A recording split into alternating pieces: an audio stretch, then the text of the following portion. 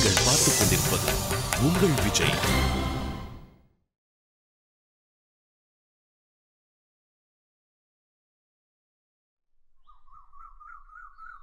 மீரா, நீ ரொம்ப தப்பு பண்ணிட்ட. மத்தவங்க பொருளை கேட்காம கை வைக்கிறது ரொம்ப தப்பு. எங்க அண்ணன் என்ன கொன்னே போட்டுருவான். நான் என்ன பண்றது? இப்போ ஒரே ஒரு வழி மட்டும் தான் இருக்கு. நான் சஞ்சயோட அப்பா கிட்ட எல்லாம் உண்மையா சொல்லிட போறேன். அதுக்கப்புறம் அவர்கிட்ட மன்னிப்பு கேட்கணும். அப்பதான் அவர் உங்க 2 பேரையும் ஒன்னும் சொல்ல மாட்டாரு. உங்களுக்கும் திட்டு விடாது, பாண்டிக்கும் திட்டு விடாது. சஞ்சயோட அப்பா என் காதை பிடிச்சிட்டு வீட்டுக்கு கூட்டிட்டு போயிட்டான்னா? பயப்படாத, ஒன்னும் ஆகாது. தெரியாம செஞ்ச தப்புக்கு மன்னிப்பு கேட்டா சரியா போயிடும். நானும் உங்க கூட வரேன். அவர் உங்களை மன்னிச்சிருவாரு. ஸ்கூல் விட்ட உடனே முதல்ல நம்ம வீட்டுக்கு போலாம். எனக்கு அம்மா கிட்ட கொஞ்சம் வேலை இருக்கு. அதுக்கப்புறம் சஞ்சய் வீட்டுக்கு போலாம். சரியா?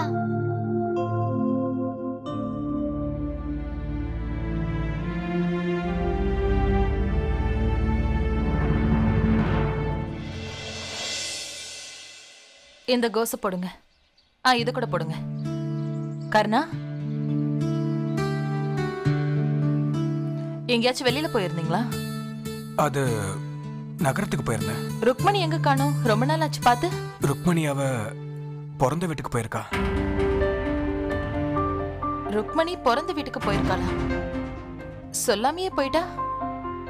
இந்த வாட்டி அவ யார்கிட்டயும் சொல்லாம தான் போயிருக்கா. போயிட்டா.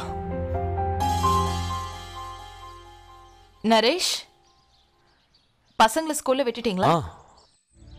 ரன்வி ஏதாச்சும் சொன்னானா? இல்லைங்க. ஆனா அவன் வீட்டுக்கு வந்ததுக்கு அப்புறம் உங்ககிட்ட ஏதாவது பேசுவான். வீட்டுக்கு வந்து என்ன பேச போறான்? அது வந்து அவன் என்ன பேச போறான்னு எனக்கு எப்படி தெரியும்? ஏதாச்சும் சொல்லியிருப்பான்ல. சரி, நான் வீட்டுக்கு போறேன். சமையல் பண்ண வேண்டியது இருக்கு. கர்ணா, வீட்டை தனியா சமாளிக்க ரொம்ப கஷ்டமா இருக்கா? நீங்க வீட்டுக்கு போங்க, நான் ஒரு வேலை பண்றேன்.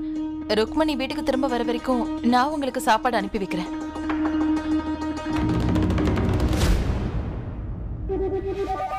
இல்லைங்க, அதெல்லாம் ஒண்ணும் வேண்டாம்.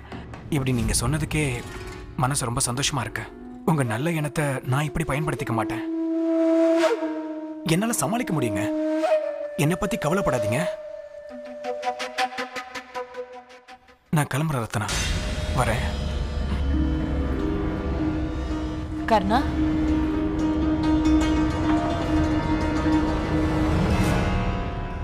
என்ன இது?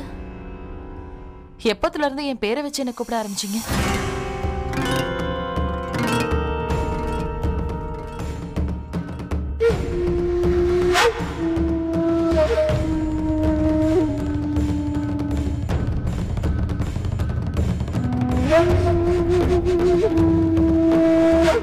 பாருங்கண்ணா, உங்களை அண்ணின்னு சொல்லி தான் நான் கூப்பிட்டு இருந்தேன். ஆனா இந்த ஒருவோட சேர்ந்து என் நண்பன் பூபதியோட பேரும் கலந்திருக்கு.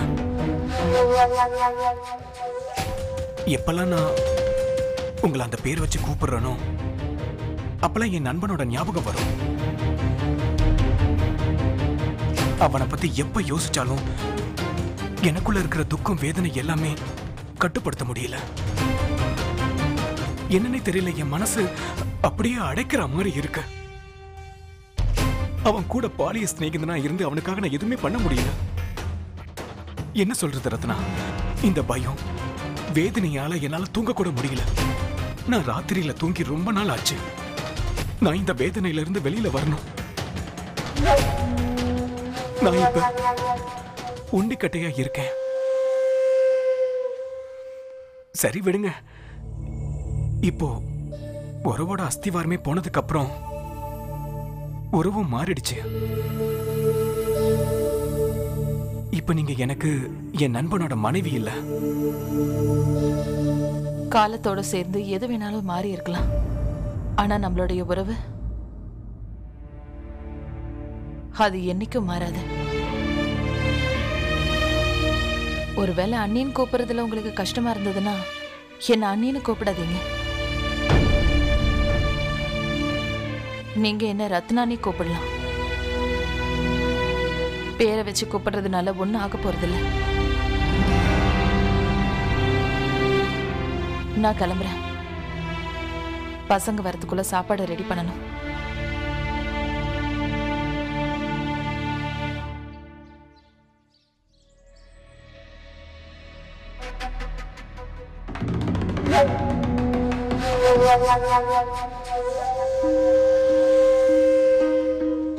இன்னும் கொஞ்ச நாள் அவகாசம் கொடு. நான் உனக்கு இன்னொரு பேரும் கொடுக்கறேன். அதுக்கு பேரு காதல். நம்ம 2 பேருக்குள்ள. சீக்கிரமா கிளம்பு. முதல்ல நான் அம்மா கிட்ட போகணும். அதுக்கப்புறம் சஞ்சய் வீட்டுக்கு போய் சஞ்சயோட அப்பா கிட்ட மன்னிப்பு கேட்கணும். வா. அண்ணா, எனக்கு பயமா இருக்கு. சஞ்சயோட அப்பா என்ன அடிக்க மாட்டாருல்ல? இங்க பாரு மீரா, நீ பண்ண காரியம் தப்புதான். சஞ்சயோட அப்பா கண்டிப்பா திட்டுவாரு. ஆனா நீ நல்ல மனசோட மன்னிப்பு கேட்டனா அவர் உன்னை கண்டிப்பா மன்னிச்சிருவாரு. நீ வேணா பாரு, எனக்கு முழு நம்பிக்கை இருக்கு. அப்புறம் அவர் உன்னை எப்படி அடிப்பாரு? நான் இருக்கேன்ல, நான் அவர்கிட்ட சொல்லிடுறேன். ஒருவேளை அடிக்கணும்னு தோணுச்சுன்னா என்ன அடிங்க, மீராவை தொடாதீங்கன்னு. அண்ணா, இப்ப முதல்ல சஞ்சயோட வீட்டுக்கு போலாம். அதுக்கப்புறம் நம்ம வீட்டுக்கு போலாம். இல்ல மீரா, எனக்கு அம்மா கிட்ட இப்போ ஒரு முக்கியமான வேலை இருக்கு.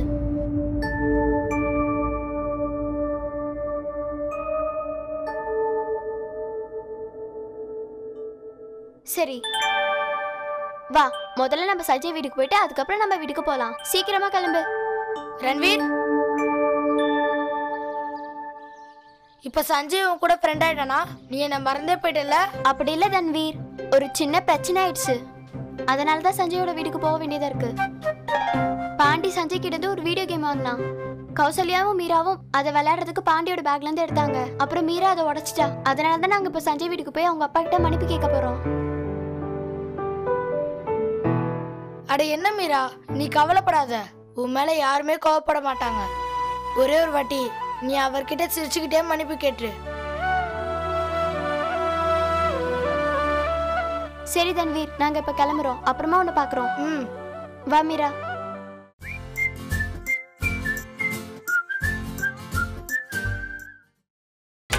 நீங்கள் பார்த்துக் கொண்டிருப்பது உங்கள் விஜய். அண்ணா, ரன்வீர் உங்ககிட்ட ஏதாச்சும் சொல்லிருப்பான்ல, எனக்கு சொல்லுங்க. என்ன சொன்னா? ரன்வீர் என்ன சொன்னானோ அதை நான் உங்ககிட்ட சொல்லிட்டேன். அதுக்கப்புறம் உங்ககிட்ட என்ன சொல்ல போறானோ அது எனக்கு எப்படி தெரியும்? வேற ஒண்ணும் சொல்லல. ரத்னா, நீ எதுக்கு 2 பாத்திரத்துல மாவு கலக்கி வச்சிருக்க? அத்தை, நான் சென்னா மசாலா பண்ண போறேன். கொஞ்சம் பூரிக்கு, அப்புறம் கொஞ்சம் சப்பாத்திக்கு.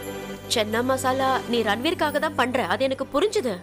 ஆனா அந்த பூரி மாவு மீராக்காகவா? மீராக்கு மைதா பிடிக்காது, அதனாலதான் அவளுக்காக நீ பூரி பண்ணிட்டு இருக்கியா?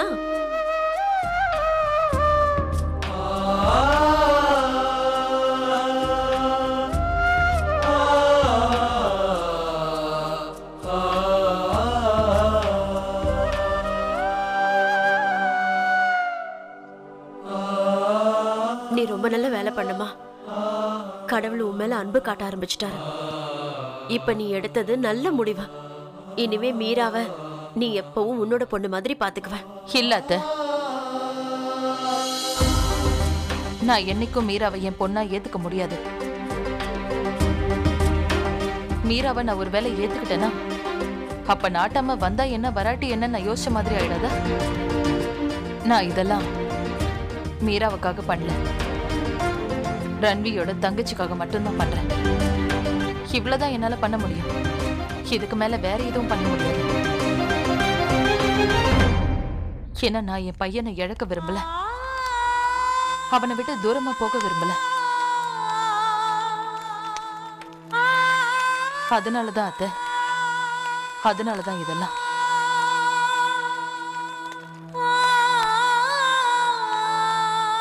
ரத்னா, நான் சொல்றத கேளுமா.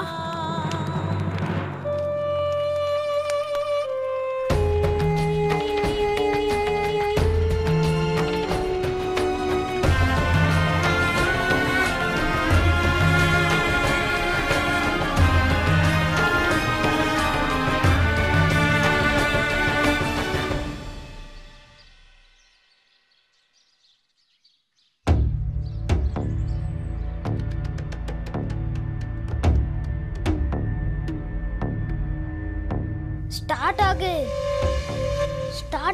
நீ ஏன் ஸ்டார்ட் ஆக மாட்ற? நான் என்ன பண்றது? இப்போ நீ எப்படி சரியாவ? என்னப்பா இப்போ என்ன பண்ண போற? 1000 ரூபா ரொம்ப ஜாஸ்தியாச்சே.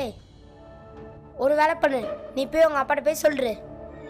அவர் மீராவை ஒரு வழி பண்ணிடுவாரு. அட இதுதான்ப்பா பிரச்சனையே. ஒருவேளை அப்படி பண்ணணும்னா முதல்ல நான் மீராவை தான் மாட்டி விட்டுருப்பேன்.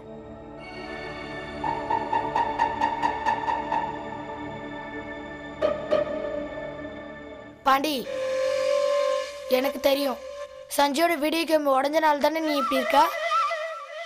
இப்போ நீ கவலைப்படாத. இப்போ ரன்வீர் மீராவை கூட்டிக்கிட்டு சஞ்சய் வீட்டுக்கு தான் போயிருக்காங்க. அவங்க அப்பா கிட்ட மன்னிப்பு கேட்க. என்ன பேசிட்டு இருக்க? ரன்வீர் சஞ்சயோட அப்பா கிட்ட போயிருக்கானா? நல்லதானே. இனிமே இந்த விஷயத்துல உன்னை யாரும் திட்ட மாட்டாங்க. இது யார் உனக்கு சொன்னது? ரன்வீர் தான் சொன்னான். அட கடவுளே, ஒருவேளை ரன்வீர் சஞ்சயோட அப்பா கிட்ட போயிட்டானா அப்ப அவங்களுக்கு உண்மையெல்லாம் தெரிஞ்சு போயிடும். உன் கதை முடிஞ்சது பாண்டி. இந்த விஷயம் அப்பாவுக்கு தெரிஞ்சது டின்னு கட்டிடுவாரு. சீக்கிரமா போய் ரன்வீர் தடுத்து நிறுத்து பாண்டி. Video game? எந்த வீடியோ கேம்? சஞ்சய் கிட்ட வீடியோ கேமே இல்ல. போச்சுடா. இங்க பாருங்க அங்கிள். ஆனா பாண்டே எங்க கிட்ட அப்படிதான் சொன்னான். சஞ்சய் அவனுக்கு ஒரு நாள் வீடியோ கேம் விளையாட கொடுத்தானா? ஒரு நிமிஷம் இருப்பா, நான் சஞ்சய் கிட்டே கேக்குறேன். சஞ்சய், ஒரு நிமிஷம் வெளியே வாப்பா. இப்ப என்ன பண்றது? இவங்க எந்த வீடியோ கேமை பத்தி பேசுறாங்க? நீ பாண்டிக்கு ஏதாவது வீடியோ கேம் கொடுத்தியா? இல்லையே, நான் பாண்டிக்கு எந்த வீடியோ கேமும் கொடுக்கலையே.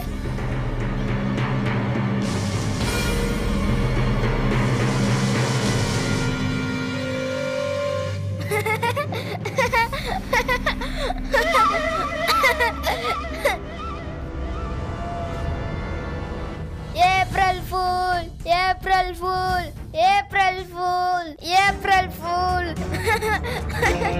பாண்டி, நீ எதுக்காக சிரிக்கிற? சித்தப்பா, நான் இவங்கள ஏப்ரல் ஃபுல் ஆகணும்னு நினைச்சேன். அப்புறம் இவங்களும் ஆயிட்டாங்க. நான் இவங்க பயப்படுறதுக்காக தான் இந்த கேம் சஞ்சயோடதுன்னு சொன்னேன். அப்புறம் சஞ்சயோட அப்பா உங்களை எல்லாரும் திட்டுவாருன்னு.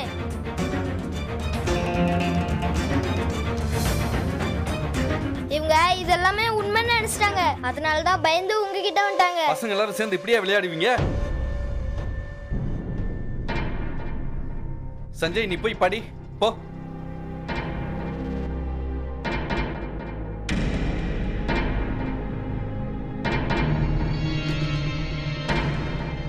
இத விளையாட்டுன்னு சொல்ல மாட்டாங்க, பொய்யன்னு சொல்லுவாங்க.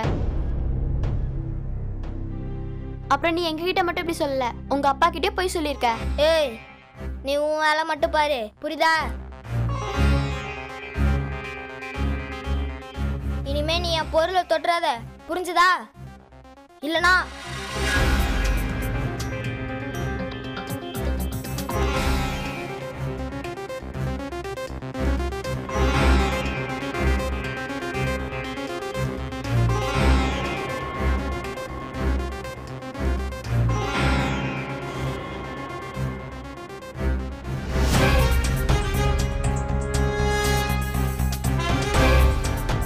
மீராவை மிரட்டுற தப்பு மட்டும் பண்ணிடாத. நீ எது பேசினாலும் என்கிட்ட பேசு.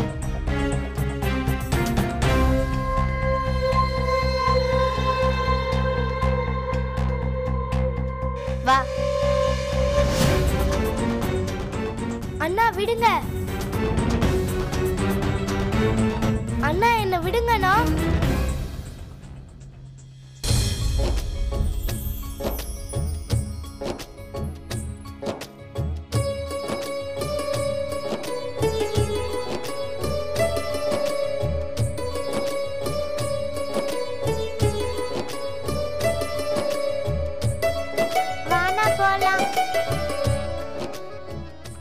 அத்தை, அத்தை, ஏன் பசங்க என்ன வீட்டுக்கு வரல? என் நேரத்துக்கு வீட்டுக்கு வந்திருக்கணுமே. வந்துடுவாங்க ரத்னா. இப்ப நீ 10 நிமிஷத்துல 400 தடவை அவங்கள பத்தி கேட்டுட்ட. கொஞ்சம் பொறுமையாரு, வந்துருவாங்க. அப்படி எப்படி இருக்க முடியாத?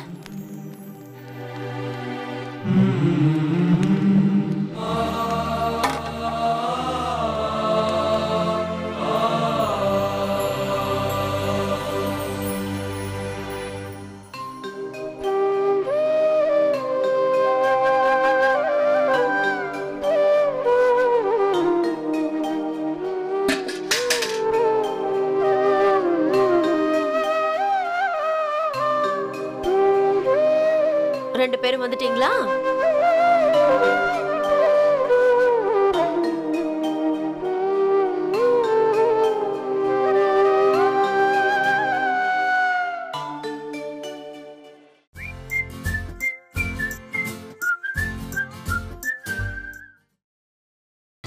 நீங்கள் பார்த்துக் கொண்டிருப்பது உங்கள் விஜய்.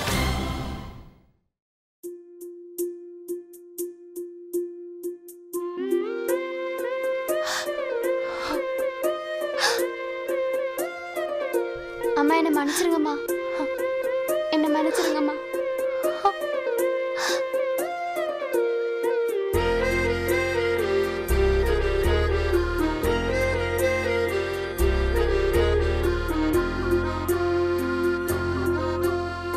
ஆனந்த யாழை மீட்டுகிறாய், அடி நெஞ்சில் வண்ணம் தீட்டுகிறாய், அன்பெனும் குடையை நீட்டுகிறாய், அதில் 1000 மழை துளி கூட்டுகிறாய். இரு நெஞ்சம் இணைந்து பேசிட உலகில் பாஷைகள் எதுவும் தேவையில்லை. சிறு புல்லில் உறங்கும் பனியில் தெரியும் மலையின் அழகோ தாங்கவில்லை. குந்தன் கைகள் பிடித்து போகும் வழி அது போதவில்லை, இன்னும் வேண்டுமடி. இந்த மண்ணில் இது போல் யாரும் இங்கே எங்கும் வாழவில்லை என்று தோன்றுதடி. ஆனந்த யாழை மீட்டுகிறாய், அடி நெஞ்சில் வண்ணம் தீட்டுகிறாய், அன்பெனும் குடையை நீட்டுகிறாய், அதில் 1000 மழை துளி கூட்டுகிறாய்.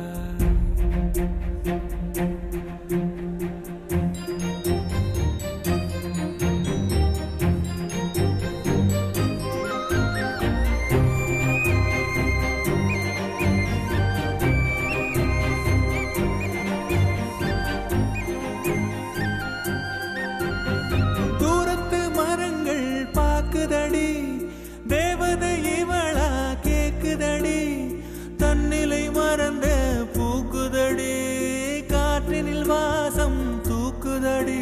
அடி கோயில் எதற்கு, தெய்வங்கள் எதற்கு, உனது புன்னகை போதுமடி. இந்த மண்ணில் இது போல் யாரும் இங்கே எங்கும் வாழவில்லை என்று தோன்றுதடி.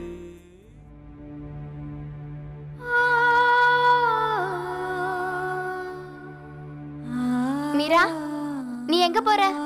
அண்ணா, நான் போய் துணியை மாத்திட்டு வரேன்.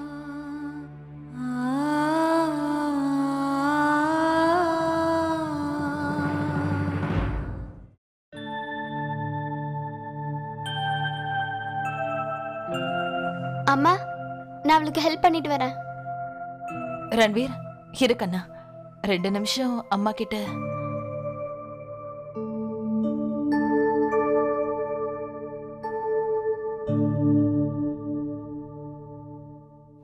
ரன்வி, இப்போ மனசுல அப்படியெல்லாம் ஒண்ணும் இல்லைல்ல? அம்மாவை நீ முழுசா புரிஞ்சுக்கிட்டல? ஆமாம்மா, இப்ப எல்லாம் சரியாயிடுச்சு. நான் எல்லாத்தையும் புரிஞ்சுக்கிட்டேன். ஒவ்வொரு வாட்டியும் நம்ம யார் மேல அன்பு காட்டணும்னு நினைச்சாலும் காட்டவே முடியாது. நம்ம எதிரில் உள்ளவங்க நம்ம மேல எவ்வளவு அன்பு காட்டினாலும் சரி. உங்களுக்கு தெரியுமாமா, சில பேரை நம்ம ரொம்பவே விரும்புவோம். ஆனா அதுக்காக அவங்களும் நம்மள விரும்பணும்னு அவசியம் இல்ல.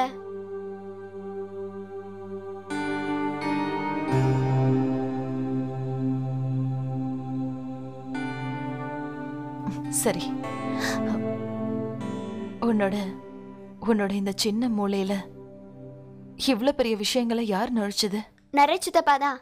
இதெல்லாம் எனக்கு நிறைய சித்தப்பா தான் சொன்னாங்க. அப்படியா? நரேஷ் சித்தப்பாவுக்கு இதெல்லாம் எப்படி தெரியும்? நரேஷ் சித்தப்பா எனக்கு என்ன சொன்னார்னா, அவரும் யாரையோ ரொம்ப விரும்பினாரா. ஆனா அவர் யார விரும்புறாரோ அவங்க கிட்ட இருந்து அவருக்கு அன்பு கிடைக்கலையா. ஆனா அப்படி இருந்தாலும் நரேஷ் சித்தப்பாக்கு அவங்க மேல எந்த வருத்தமும் இல்ல. அவங்க மேல நரேஷ் சித்தப்பா வச்சிருக்க அன்பு குறையவே இல்லை. நான் கடவுள்கிட்ட வேண்டிக்கிறேன், ஓ நரேஷ் சித்தப்பாவுக்கு அவரோட அன்பு கிடைக்கணும்னு. அவரோட எல்லா சந்தோஷமும் கிடைக்கணும். அவருடைய ஆசைகள் எல்லாம் நிறைவேறணும்.